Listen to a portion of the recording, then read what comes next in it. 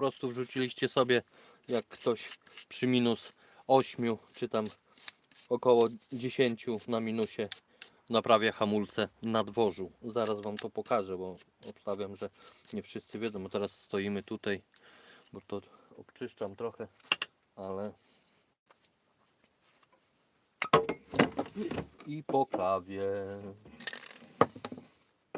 Widzicie, jak się człowiek śpieszy? Miałem pyszną kawę. O Boże, Boże, Boże, Boże.